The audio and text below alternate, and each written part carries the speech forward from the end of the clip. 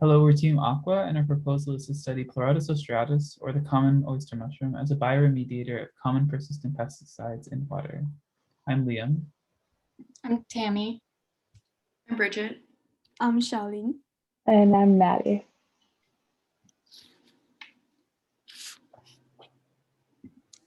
The objective of our study will be to quantify the degradative capabilities of oyster mushrooms, or Pleurotus Ostreatus, on common herbicides such as metolachlor,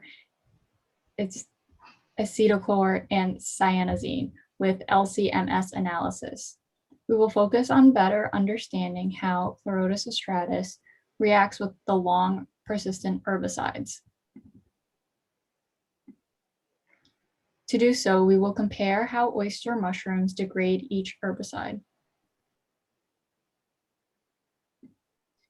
In connection with the One Health perspective, pesticides negatively impact the environment, humans, and animals. Pesticides can allow the chemicals to pollute the groundwater and soil.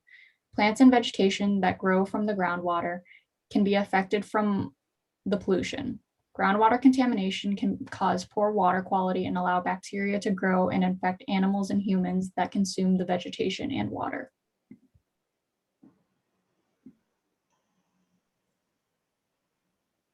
Agricultural practices can involve large quantities of pesticides, which may then remain on the surface of crops and be taken up into the crop through the crop's roots or leach into the soil below the crops. The study will aim to better understand how culinary mushrooms react with agricultural pesticides. Pesticides, because they're used at such a large scale, often have other implications for the environment besides strictly for what they're intended for. So because we're looking at this through a One Health lens, we think it's important to discuss some cons to pesticide use. Pesticides may be consumed by people after being taken up by soil-dwelling organisms and from there working their way up the food chain. They can also act as a non-point pollution source, contaminate groundwater, and deteriorate soil health. Additionally, they can threaten aquatic life and crop yields. Pesticide use has also been linked to non-Hodgkin lymphoma and birth defects in humans, as well as increased targeted crop and weed resistance.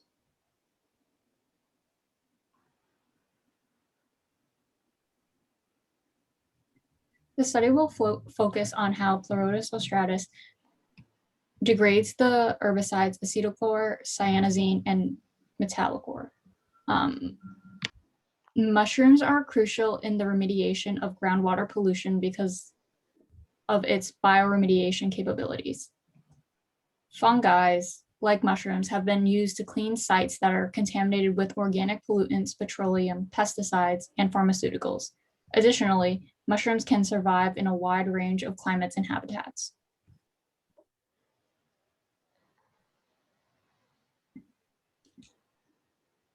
Oyster mushrooms are a white rot fungi. White rot fungi assist in biodegradation to contribute to global recycling, and they have been used to degrade chemicals, pharmaceuticals, pollutants, and personal care products, especially products with polyaromatic hydrocarbons.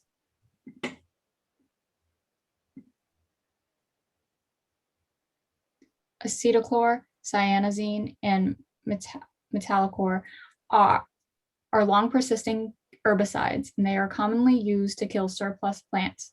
The herbicides are easily detectable and are frequently found in streams and shallow groundwater.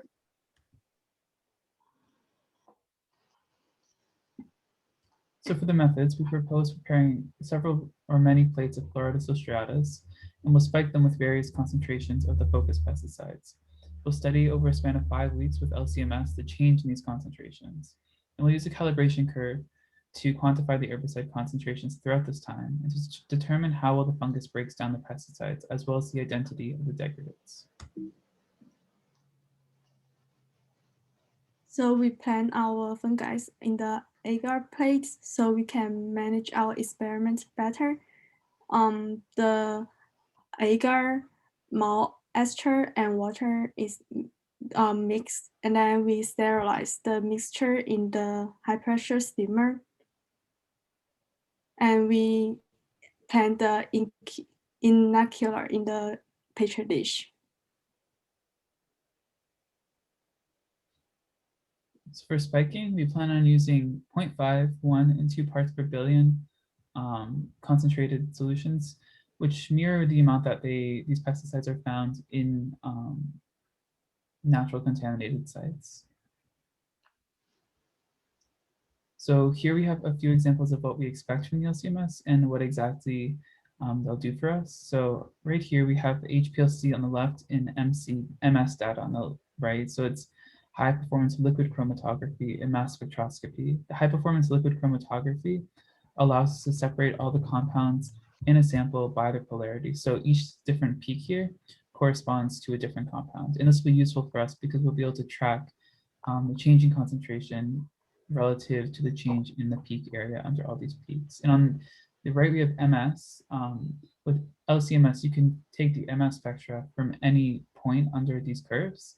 So it'll allow us to identify the compound because MS lets you identify the structure and pretty much what the compound is based off of the fragmentation pattern to these small peaks at the bottom and by the molecular weight or the largest peak here.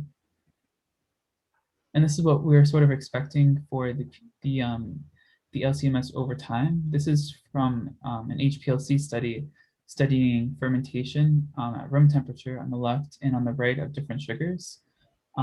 As you can see on the left, ethanol, the peak for ethanol gets bigger and bigger over time, indicating that some of the sugars on the left whose peaks are getting lower are being degraded into ethanol. We want a similar situation with ours. It might not be further down in the time of the LCMS, but we're expecting to see peaks emerge over time and get bigger, and some of the original peaks or the peak for the pesticide that we're studying to get smaller. And we'll create a calibration curve by using 0.25, 0.5, 1, 1.5, 2, and 3 parts per billion of each pesticide so that we can get a pretty good linear relationship. And like with this equation right here, we'll be able to use it to find the concentration over time in relation to the peak area under the HPLC peaks, which will allow us to quantify the exact change over time. And why these methods? The calibration curve will be the best way to quantify concentration. Standard addition will be useful as well, but requires multiple preparations from a very limited sample quantity. Additionally, standard addition would allow for the concentrations of the emergent compounds to be determined, but since their identities are unknown, they may not be commercially available. Any extra benefits to this method are foregone.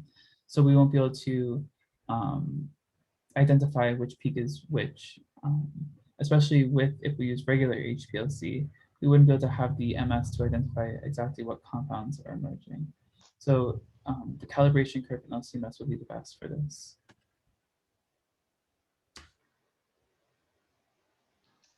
And then to test for reliability, we're going to do a statistical analysis for each of the 3 test pesticides to compare the experimental values for them.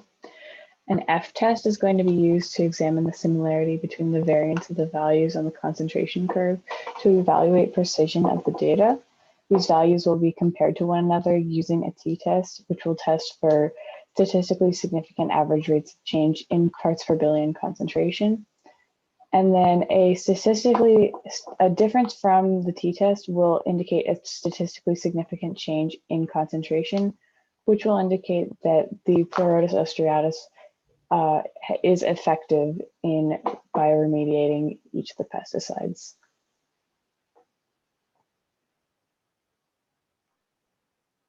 And then looking forward for future directions of study, this experiment only focused on a single species of mushroom, Pleurotus Ostreatus, but there are many other species and genera of fungi, including those that also see culinary use, such as the oyster mushroom. Conducting comparative studies using different species of mushroom and culinary mushrooms may reveal an optimal subject for degrading pesticides, especially those mushrooms that can be grown in controlled conditions with ease. Other possible directions could look at how oyster mushrooms degrade different types of groundwater contaminants or different types of pesticides, or they could measure residual pesticides in the mushrooms that are used for bioremediation to determine if they would be safe for human consumption. This last study has a special One Health implications, as it means that you could potentially grow mushrooms that can help heal the earth and still be used for human consumption. All right, so that was what our proposal is going to be focused on. You can find our proposal with this QR code here to get a much more in-depth explanation of what our plans are for everything. Thank you. Thank you.